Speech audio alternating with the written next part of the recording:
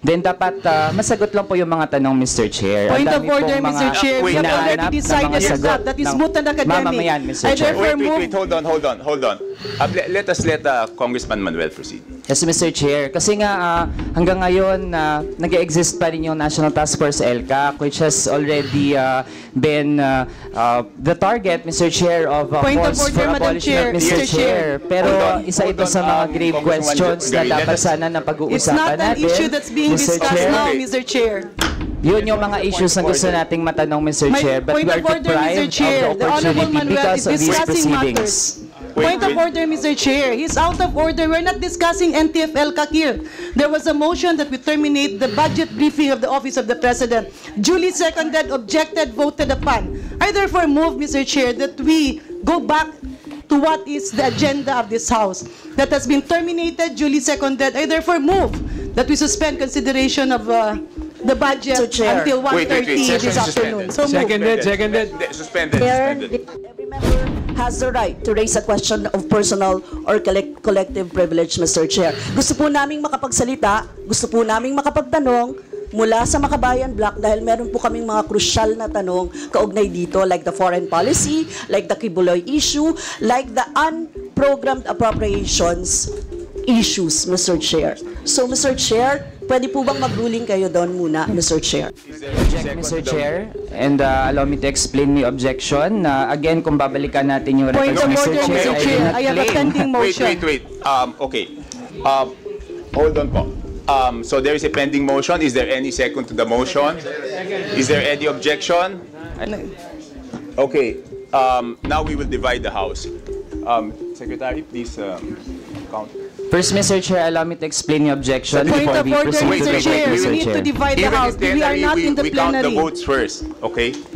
Mr. Chair, as part of the long-standing tradition and practice of the House of Representatives and Committee on Appropriations to extend parliamentary courtesy of the Office of the President I object, and recognition of his distinguished role and significance in government, I move that we terminate the budget hearing of the Office of the President.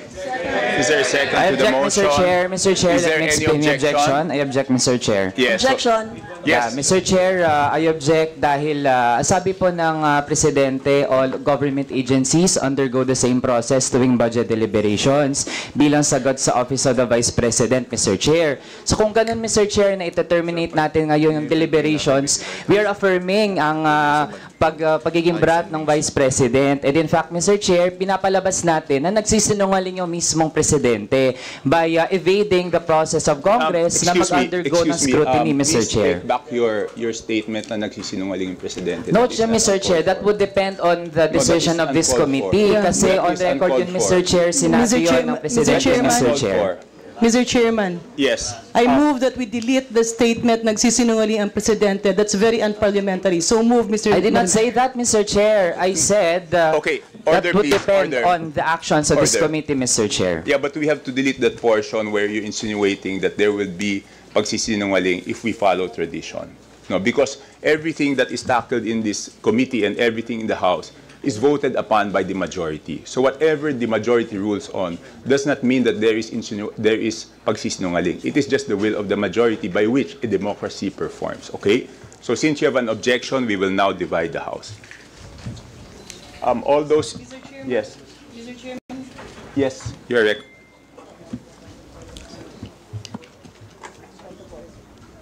Mr. Chair. Paki-off sandali. Mr. Chairman, there are two pending motions. So we are tackling the first motion, just to be clear. Point of order, Mr. Chair. Yeah, one motion at a time. Thank you, Mr. Chair. The first motion is the motion of the Vice Chair, Congresswoman Ching Bernos, to extend the parliamentary courtesy and terminate the briefing of the budget of the Office of the President. All those in favor, please raise your hands. Please have a hand count.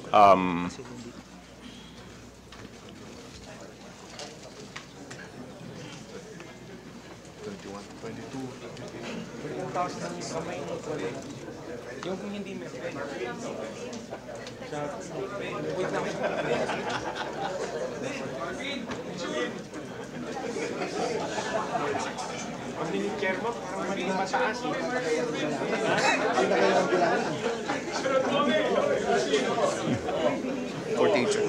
48 are in favor of the motion. How many are against the motion? 48 are against, and 48 are in favor, and 3 are against. The motion is carried. The budget of the office of the president is hereby. Point of order, Mr. Chair. Yes, what is the point of order? Yes, Mr. Chair. Mr. Chair, Section 104, questions of privilege, Mr. Chair. Questions of privilege are urgent matters directly and indirectly and principally affecting the duties, conduct, rights, privileges, dignity, integrity, or reputation of the House of its members, individually or collectively, subject to 10-minute rule. Every member has the right to raise a question of personal or collective privilege, Mr. Chair. Gusto po naming makapagsalita, gusto po naming makapagtanong mula sa Makabayan Block dahil meron po kaming mga crucial na tanong kaugnay dito, like the foreign policy, like the Kibuloy issue, like the unprogrammed appropriations issues, Mr. Chair. So, Mr. Chair, pwede po bang mag-ruling kayo doon muna, Mr. Chair? Yes, the chair will rule on the point of order. No? According to Section 105, the definition is correct. But this is not the proper venue to raise a question of privilege. The proper venue to raise a point of privilege is the plenary. So, Congressman Brosas, you can raise your question of privilege this afternoon at 3 p.m. at the plenary.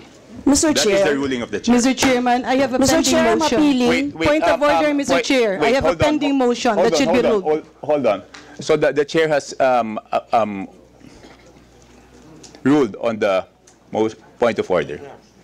Yes, Mr. Chair. I am appealing, Mr. Chair, kasi sinasabi po natin na kailangan sa plenary. But Mr. Chair, ang rules naman natin ay for all, Mr. Chair. So, we are appealing from the Makabayan Block na makapagsalita po at makapagtanong. Point Kasi of po, order, Mr. Chair. I have a pending motion. She has the floor. We will let her finish, then I will recognize Congressman Jarin. So we will let Congressman Brosas finish. yes, Mr. Chair, I am appealing to the Chair, Mr. Chair, na baguhin naman na magkaroon no, ng mga questions dito sa Office of the President, Mr. Chair. Gusto pong malaman ng taong bayan yung mga tanong na ito. Gusto po namin makapagsalita dito, Mr. Chair. So, Mr. Chair, can you rule on this also, Mr. Chair? Okay, as previously ruled by the chair, the proper forum for the question of privilege is the plenary. So I would like to recommend to the Honorable Arlene Brosas that if there is a question of privilege, to raise it this afternoon at 3 p.m. Mr. Chair, So the that is the appeal... That is the ruling of the chair, and that is the ruling on the appeal. Mr. Chair, Anyway, the appeal is subject for voting, Mr. Chair. No, the Congressman Brosas, wait, there is a pending motion. Now that I have ruled on your point of order, I will go back first to the pending motion of Congresswoman Garcia. Mr. Chair. Yeah, Mr. Chairman, allow me to reiterate. Okay, Mr. Chair. Sandali po. Sandali po. Kasi kayo, kanina, Mr. Chair, you have, you asked for the votes. Opo. Noong mga nag-approve, Opo. terminate the, Opo. and we object. Can you give us time to explain our vote why we object, Mr. Chair? Teka po, sandali lang po. I will recognize first Congressman Garin, and then we will get back to you. Yes, Congresswoman Garin. Thank you very much, Mr. Chair. Allow me to reiterate my prior motion that the statement of the Honorable Raul Manuel, specifically the terms pagsisinungaling, be deleted from the records. There is a motion. Is there I any object, second Mr. to the Chair, and allow me to explain my objection. Again, kung babalikan natin yung Point records, of order, Mr. Chair. I have a pending motion. Wait. Okay. Hold on po. So there is a pending motion. Is there any second to the motion? Is there any objection? Okay. Now we will divide the House. Secretary, please count. First, Mr. Chair, allow me to explain the objection Point before of we order, proceed to Mr. the Chair. vote, We Mr. need to Chair. divide the Even House. if We are plenary, not in the we count the plenary. votes first. Okay? Sige po. Please raise the hands of those in favor of the motion.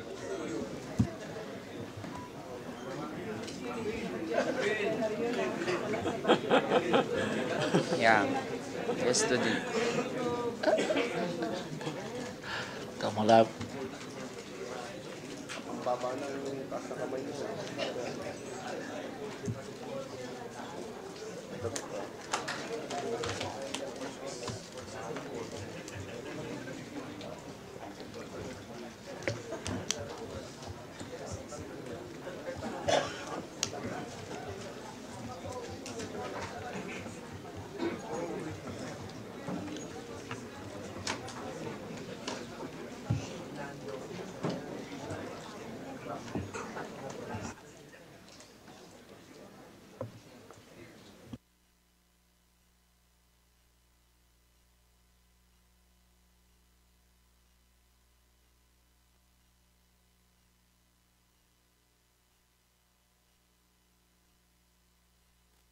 51 are in favor of the motion, and please count those who are against.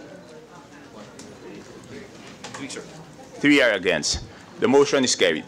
And now, Mr. Chair, allow me to explain why I voted no. Then again, Mr. Chair, the statement that I quoted comes directly from the President. Na-quote po yan sa media. And Mr. Chair, the actions of this committee will determine kung totoo ba yung sinabi ng Presidente o hindi, Mr. Chair. Again, we want all agencies to undergo the fair process. So supposedly naman, kung aprubahan din naman eventually yung budget, then dapat masagot lang po yung mga tanong, Mr. Chair. Point of order, Mr. Chair. We have already decided that is moot and academic. Mamamayan, Mr. Chair. Wait, hold on.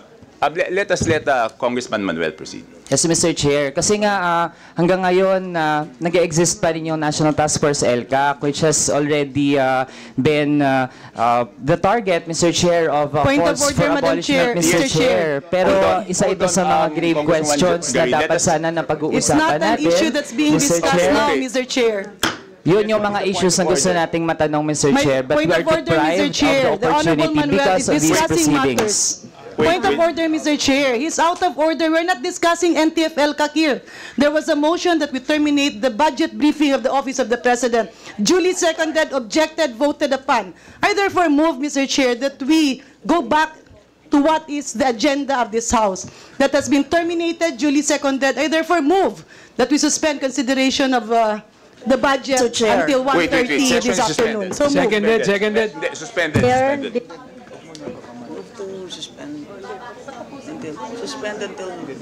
Suspend until 11. Hindi kami mabigyan na. Mr. Chair, so we object. Di ba sinabi ko kanina, meron akong motion that we object. Okay.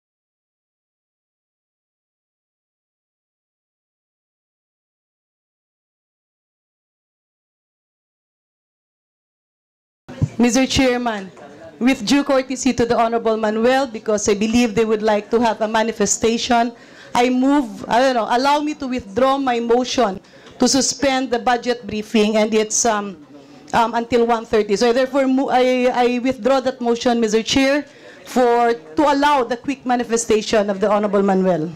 Yes, but before I allow the Honorable Manuel to make a quick manifestation, again, I will state that the statement of the Honorable Manuel, wherein he said something like the actions of the committee will reflect on the President, does not follow, because we're a co-equal branch of government, and the President cannot dictate on this committee or in each congressman the wills of each congressman. And whatever happened here today is the will of the majority. So I just want to clarify that. Yes, Honorable Manuel has 2 minutes to make a manifestation. Thank you, Mr. Chair. Mr. Chair, nandyan ang Office of the President to supposedly set the tone regarding the protection of the rights of people. And when we say rights, kasama po dyan yung economic rights ng taong bayan, commitments para taasan yung sahod na ating mga manggagawa, and of course, civil and political rights. Mr. Chair, while the current administration seeks to distinguish itself na hindi na daw ira ng kadiliman sa ngayon, pero Mr. Chair, the actual experiences of the Filipino people say otherwise. At yun sana yung gusto nating matanong para masagot ng Office of the President. Why is it that from July 2022 to June 2024, Mr. Chair, ang dami pa ring violations, 42,000 victims ng forced evacuation, 105 victims ng extrajudicial killings, 75 victims ng frustrated EJK, 145 victims ng illegal arrest and detention, 63,000 victims ng indiscriminate firing, 44,000 victim ng bombings, and 3,400,000 victims of threat, harassment, and intimidation, Mr. Chair. Also, Mr. Chair, mas mabilis yung rate ngayon ng mga nagiging biktima ng enforced disappearances, yung mga desaparecidos under the current administration kaysa sa former administration, Mr. Chair. So if we did not grant parliamentary courtesy, supposedly, hindi masasandal ng ganito yung mga pinadala ng Office of the President, Mr. Chair. Kaya naman, once again, all of these, alam natin, coordinated po yan ng National Task Force LCAP, of which yung chair mismo ay ang presidente.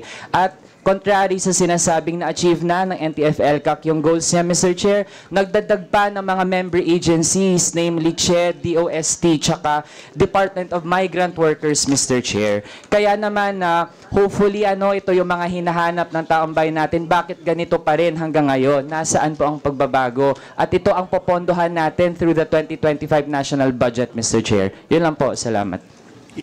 Very much, Congressman Manuel. Congressman Brosas, will you make a manifestation? Yes, Mr. Chair. Mr. Chair, sabi ko nga kanina, we have crucial questions about the foreign policy, Mr. Chair.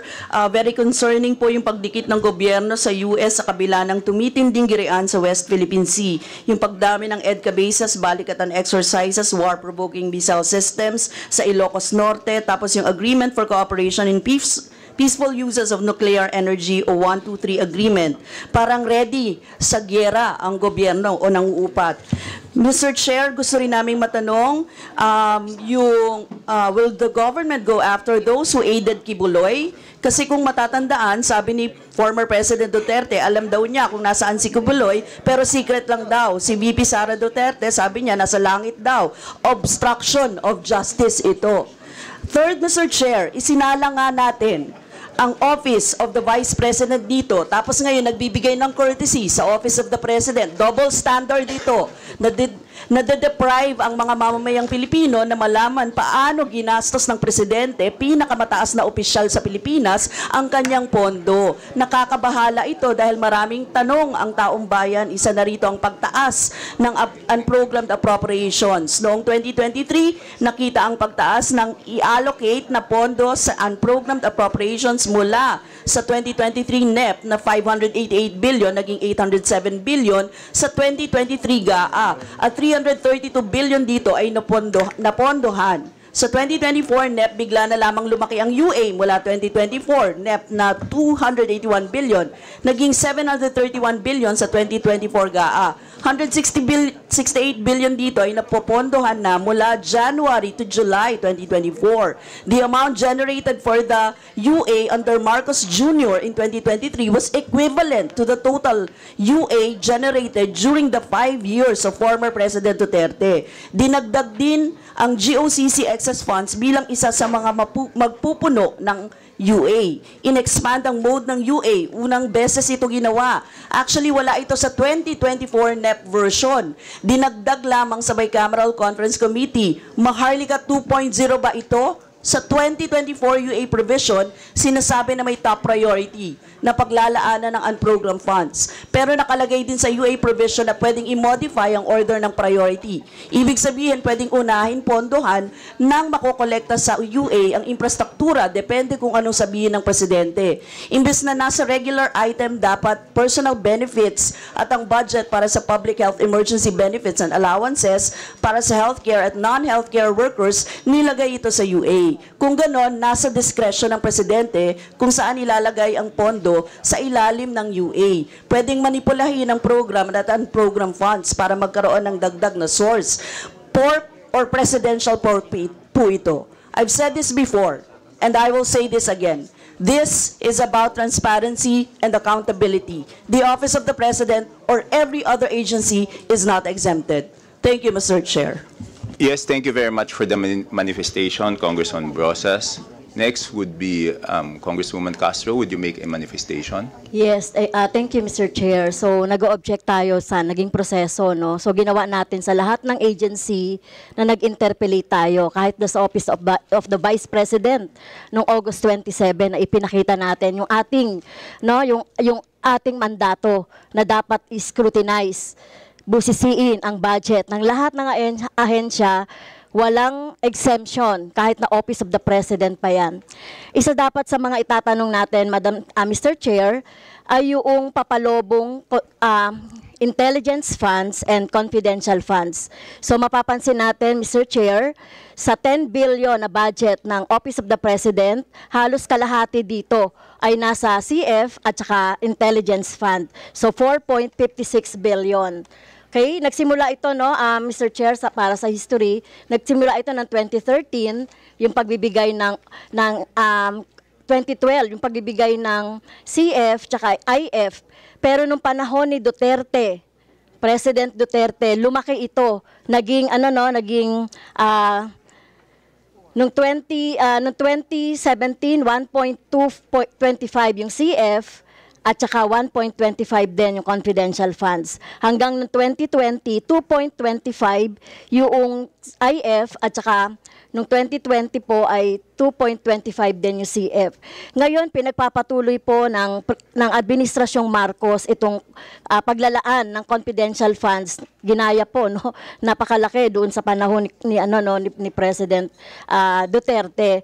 So hindi po ito dapat dahil hindi naman po ito yung yung trabaho, mandato ng ating presidente or Office of the President. Last September 14, 2020, during the budget hearing of the Office of the President for the fiscal year 2021, Deputy ES for Internal Audit Bernardo said that the CIF of the OP was used on the following: Presidential Situation Room, National Anti-Money Laundering and Counter-Financing, National Cybersecurity Interagency Committee, Presidential Anti-Organized Crime, Philippine Center Anti-Terrorism Council, and National Coast Watch, etc. So kung titignan naman po natin, no, ito naman, wala naman po ditong national security na involved. Nasasabihin lang yung mga activities, programs na pinanggamitan noong CIF. Kaya pwede po na matanong at masagot natin, meron bang mga naidagdag na mga activities dito na pwedeng malaman ng ating taong bayan, no?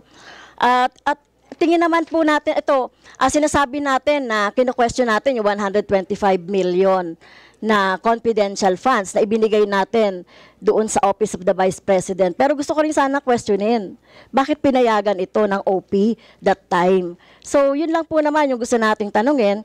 At itong yung latest, Mr. Chair, kaugnay doon sa ill-gotten wealth ng pamilya ng Marcos, may decision na kasi ang Supreme Court, no, at natalo ang pamilyang Marcos dito sa bid sa Poway Complex. Ano nang gagawin ng ating Pangulo? This is a Supreme Court decision. So ano ba yung maipapaliwanag niya sa ating mga kababayan kaugnay nito, no, more than sinasabi dito sa decision, Mr. Chair, yung laki ng 500 576,787 square meters na inari nung panahon ng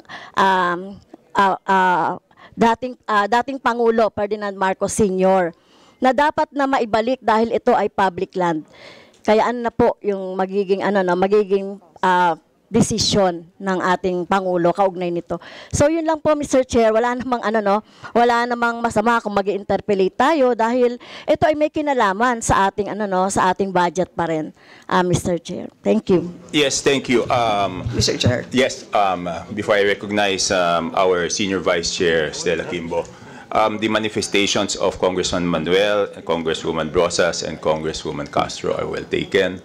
We thank you very much for your manifestations in order for the Office of the President to prepare the reply so that we can explain it fully during the plenary sessions. Thank you very much, po. Yes, Senior Vice Chair Stella Kimbo. Yes, Mr. Chair. Maikling manifestation lang po. Paglilinaw lang po sa ating mga kababayan na maaaring nanonood ngayon. Ngayong umaga po, wala pa pong approval na nangyayari po sa budget ng ating OP. Lang po ang ating OP sa ating budget at tayo naman po ay nakikinig lamang. And meron pa pong isa pang pagkakataon, yung pong plenary debates na mag-uumpisa pa po sa September 16. At rest assured po na lahat po ng mga katanungan ay meron pa pong isa pang pagkakataon which is during the plenary debates. At napakahusay naman ang ating budget sponsor, of course, the Honorable Toby Tiangco, at siya po ang haharap po sa inyo at sasagutin po lahat yan. And of course, ang ating kagalang-galang na Executive Secretary, si Sir Lucas Bersamin, at kasama ang buong team ay babalik po dito sa plenaryo. So, salamat po, Mr. Chair. Mr. Chair. Mr. Chair. Yes, In connection with Majority Leader. that, as Majority Leader, I'll give time in the plenary for those House members who wish to interpolate on the matter, particularly in the Office of the President. yes, and I'll give them plenary time. yes, Majority Leader, I think Congresswoman Brosas wanted to raise a question of privilege. I hope she could be given the time this afternoon. Yeah, Mr. Yes. Chair, I now move that we Wait, suspend hold on. Yusek Liberato, please, did you take note of the manifestations of Congressman Manuel, Congresswoman Brosas, and Congresswoman Castro? Yes, Your Honor.